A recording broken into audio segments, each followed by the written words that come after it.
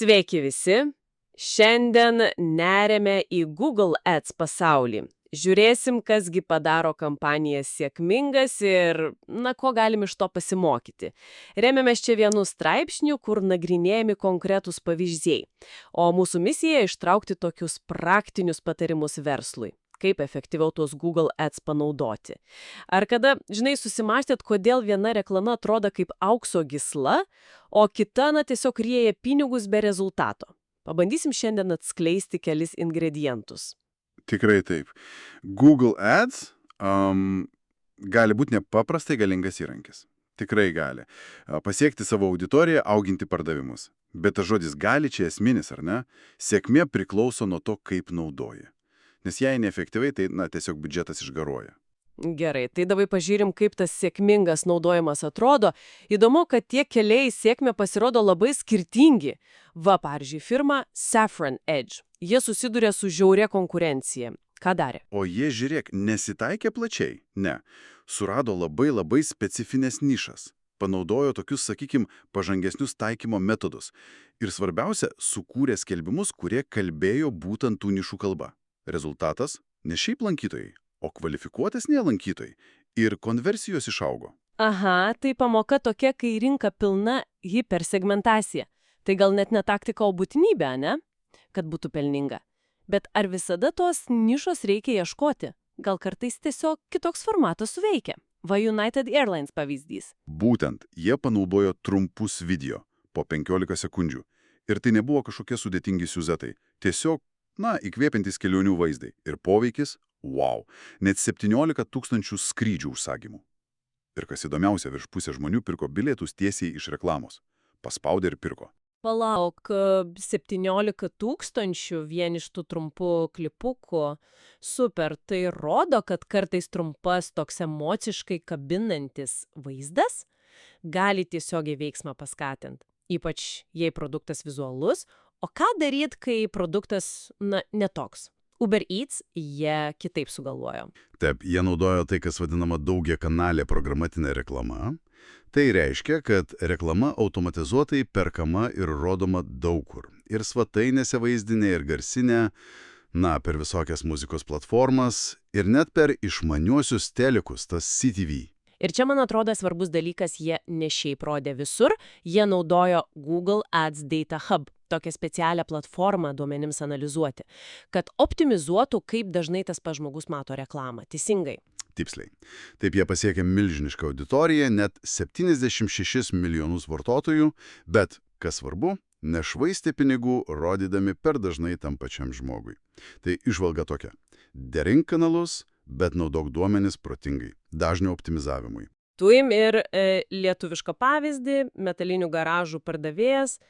Jie pastebėjo, kad tiesiog copy-paste Google Ads vizualų į Facebooką, neveikia taip gerai.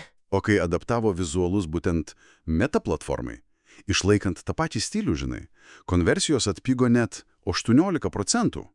Tai rodo, kad platformos specifiką tikrai reikia įvertinti. Nereikia nuvertinti. Visi šitie pavyzdžiai rodo skirtingas taktikas, bet dabar pasiruoškit. Pavyzdys, kuris atskleidžia tiesiog, neįtikėtiną Google Ads mastelį. Kaip pasitelkiami duomenys. Kiek, kaip manai, skirtingų reklamų ir auditorijų segmentų gali prireikti, kai pristatinėji vieną labai populiarų telefoną? Spėk. Čia kalbam apie Samsung ir jų Galaxy telefono pristatymą. Čia tai pavyzdys, kur duomenų analizė ir personalizacija visų gražumu. Įsivaizduok, per 5 dienas komanda sukūrė daugiau nei 400 skirtingų skelbimų variantų. 400? Per 5 dienas. Kaip? Ir tie skelbimai buvo nukreipti į daugiau nei 300 skirtingų auditorijos segmentų. Palaukit, 300 segmentų. Kam tiek daug? Jie naudojo Google Analytics duomenis, sukauptus per laiką, kad suskirstytų tuos potencialius pirkėjus į labai smulkias grupės. Pagal pomėgius, ką naršė, demografiją, viską. Pavyzdžiui, viena grupė – fotografijos fanai, kita – gameriai, trečia verslininkai, kam reikia produktyvumo. Ir kiekviena iš tų 300 plus grupių gavo specialiai jai pritaikytą žinutę, pabrėžiančią būtent jai aktualias telefono savybės. Tai reiškia ne viena žinutė visiems, o šimtai mikrožinučių konkrečioms grupelėms. Tiksliai, būtent taip. Ir toks, neįtikėtinas detalumas, tokia personalizacija, davė įspūdingą rezultatą. Reklamos investicijų grožio ROAS, tai yra kiek pajamų uždirbta iš kiekvieno reklamą išleisto euro, padidėjo daugiau nei dvigubai. Dvigubai? Taip. Nors čia Samsung lygio pavyzdys, bet principas universalus. Kuo giliau segmentuosi pagal duomenis, kuo tiksliau pritaikysi komunikaciją, tuo didesnio efektyvumo gali tikėtis. Net ir mažesniam verslui. Tai strategija, kuri tikrai gali dramatiškai pagerinti rezultatus. Tai apibendrinant šituos pavyzdžius, matau kelis raktus į sėkmę. Pirmas – labai tikslus segmentavimas, kartais net iki mikronišų. Antras – įtaigūs kūrybiniai sprendimai, pritaikyti platformai tekstas, vaizdas, video. Trečias – nuolatinis duomenų žiūrėjimas ir naudojimas optimizacijai. Ir ketvirtas – protingas kelių kanalų derinimas. Kažką praleidau? Manau, kad viską pagavai. Google Ads sėkmė tikrai nėra loterija. Čia strategija, nuolatinis bandymas, analizė ir optimizavimas. Nėra vieno stebuklingo recepto visiems, bet yra tie principai, kuriuos ir aptariam. Reikia dirbti nuosekliai ir, žinoma, adaptuotis.